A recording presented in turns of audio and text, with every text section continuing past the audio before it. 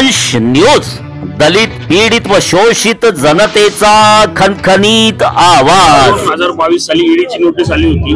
त्या नोटीसवर कारवाई का केली नाही अशी नोटीस आज सुप्रिया सुळेंनी माध्यमांना दाखवलेली आहे।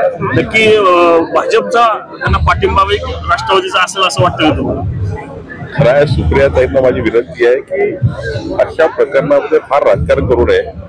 अशा प्रकरणामध्ये शासनाने केलेली कारवाई आणि त्यामध्ये काही पूरक गोष्टी असतील त्या सरकारकडे दिल्या पाहिजे।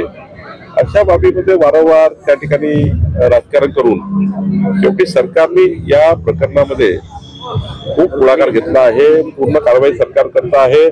ज्या ज्या चौकशा लावायच्या त्या चौकशा सरकारने लावलेल्या आहेत आणि देवेंद्रजींचं स्वतः एक प्रकरणात लक्ष आहे, स्वतः लक्ष घातलेलं आहे आणि ते नेहमीच अशा प्रकरणामध्ये फार काळजीपूर्वक या प्रकरणाला अंतिम करेपर्यंत आणि आरोपीला पूर्ण न्याय, आरोपीला पूर्ण त्या ठिकाणी शिक्षा होतपर्यंत, आरोपीला पूर्ण त्या ठिकाणी त्याला शिक्षा होतपर्यंत देवेंद्रजी काम करतात। आणि त्यामुळं माझा विश्वास आहे की बीडच्या प्रकरणामध्ये देवेंद्रजी आरोपीला अंतिम शिक्षा होतपर्यंत या केसमध्ये मागे आहे। आणि मला विश्वास आहे की आरोपी हे कधीही चुकू शकणार नाही। आरोपी हे जी त्याची शिक्षा ती पूर्ण होईल। आपण दुसऱ्या बाजूला पाहिलं तर त्याच वाल्मिक करारावर खंडणी दाखल होते तरी त्यांना लाडकी बहीण योजनेचं जे आहे ते अध्यक्ष करण्यात आले। याला कुठेतरी पाठीशी राजकीय मंडळी घालतात असं वाटतंय।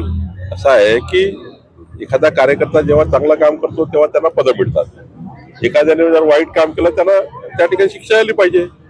जेव्हा एखाद्या काळात चांगलं काम करत असेल तेव्हा पदं मिळाले असतील, पण एखाद्या वेळी जर चुकीचं काम केलं त्याची शिक्षा झाली पाहिजे, त्याला शासन झालं पाहिजे। आमचा व्हिडिओ जास्तीत जास्त लाईक करा, शेअर करा आणि आमचे YouTube चॅनल सबस्क्राईब करा। धन्यवाद।